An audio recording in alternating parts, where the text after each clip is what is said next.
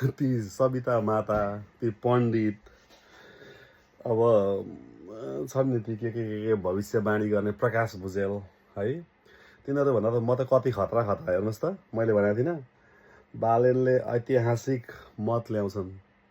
बालेनले यसपालि देशमा सबैभन्दा ज्यादा मत ल्याउँछन्, ऐतिहासिक मत ल्याउँछन्। न यति मत कहिले कसैले ल्याएको थियो, न फ्युचरमा ल्याउँछ भनेको थियो होइन।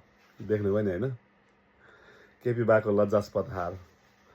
समीर तामाङको मत 10,000, झापा 5मा 10,000 समीर तामाङले मत कटायो भने म टिकटक लाइभमा आएर कान काटिदिन्छु भनेको थिएँ।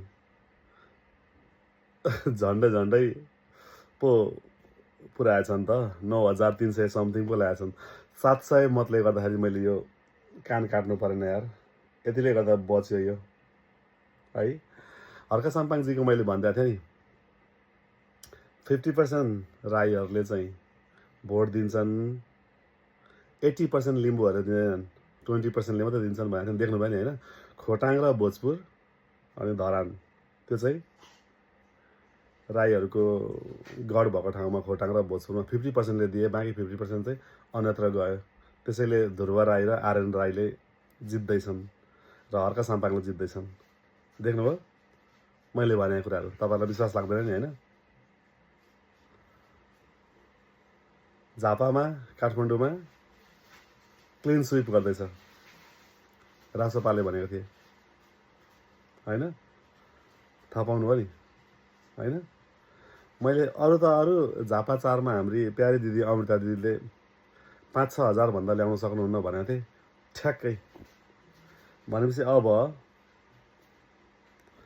राजनीतिक विश्लेषक ज्यूहरूले भनेको सही रहेछ भनिदिन पर्यो। यति चाहिँ भयो यार, गगन थापा र कुलमान घिसिङले चाहिँ हारे।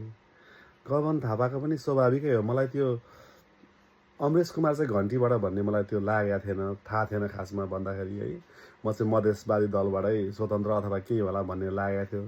तर कुलमान दाईले हारेकोमा चाहिँ दुःखी छु, अलिक दुःख छ। तर उहाँ अब कुशल मान्छे होइन, राम्रो प्रशासक अथवा राम्रो व्यक्तित्व हो, उहाँको चिन्ता छैन। उहाँले चुनाव हार्दैमा केपी बाहरू जस्तो केही गरी खान नसक्ने, महेश बस्नेतहरू जस्तो होइन, राजनीतिभन्दा अरू केही नजाने होइन नि त। त्यसले गर्दाखेरि ठिकै छ। तर